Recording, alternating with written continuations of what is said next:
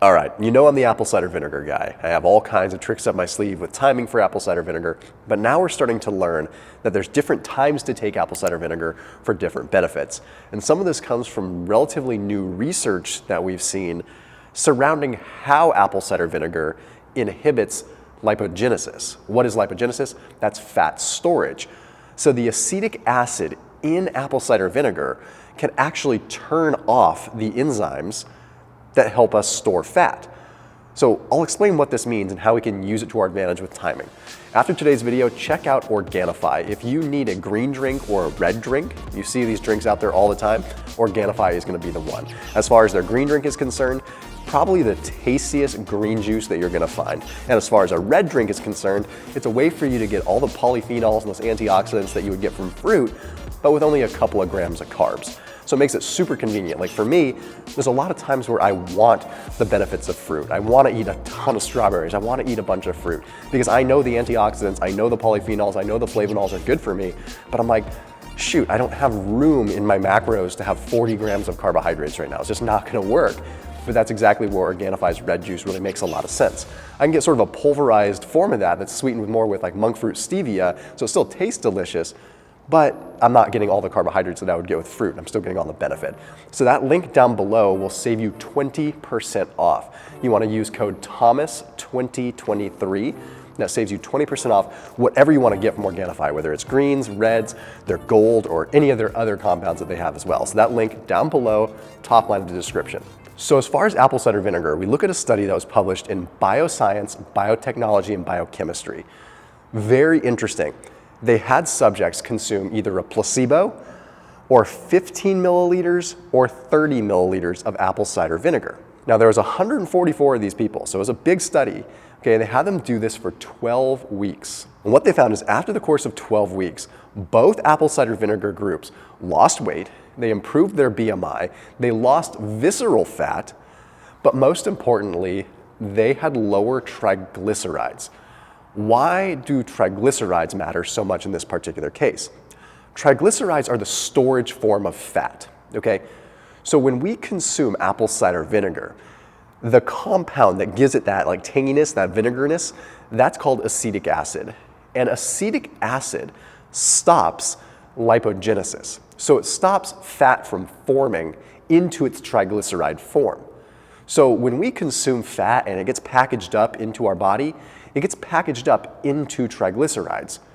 So if we can stop triglyceride formation, we can slow down fat gain, but we can also increase fat loss. The way that acetic acid seems to do this based on newer data is it inhibits the gene expression of the enzymes that build fat.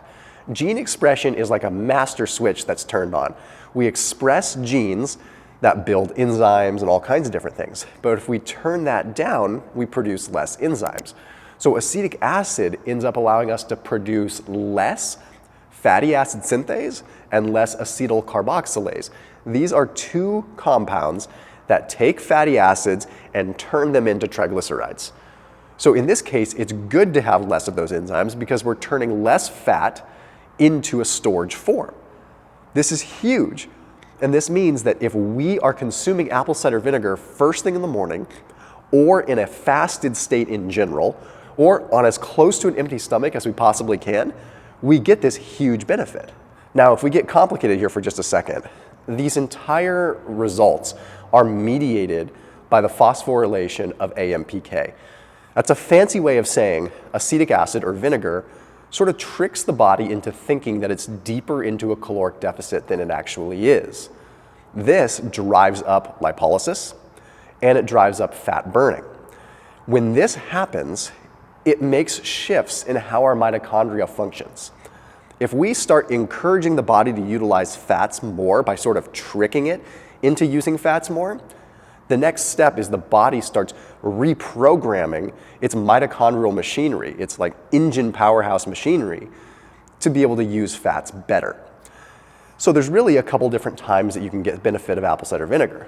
For one, you can take it with a meal, pre, during, or post meal, and you have huge impacts on glycemic control. It can affect amylase, it can affect enzymes that break down carbs.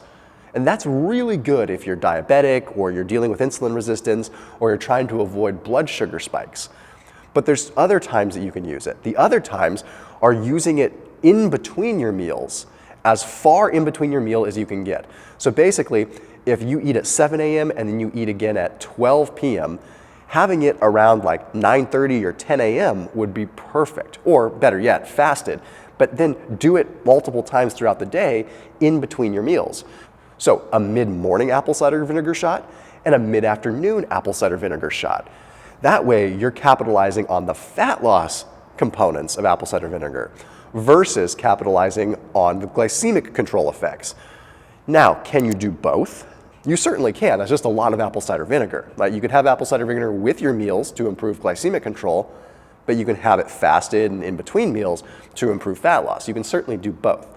Now, when it comes down to nighttime, taking apple cider vinegar at night is the best of both worlds. Because by having apple cider vinegar at night, you're stabilizing your glucose and you're making it so that your insulin levels don't have to be spiked quite so long, which means the quicker that you can bring your insulin levels down at night, the quicker your body can start oxidizing fats at night. Contrary to popular belief, you do actually burn fat at night.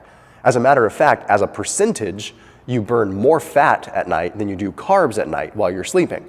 So the best that you can do to get insulin levels low at night, the more you can capitalize on that sort of free fat burning that occurs at night. So if you had to ask me the best times to take apple cider vinegar, this is what it would look like. First thing in the morning, right when you wake up. Next best time is going to be mid-afternoon in between lunch and dinner. Capitalize on that fat burning right when you're in kind of energy slump in the middle of the day.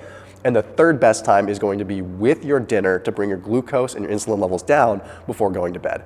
As always, keep it locked in here on my channel. See you tomorrow.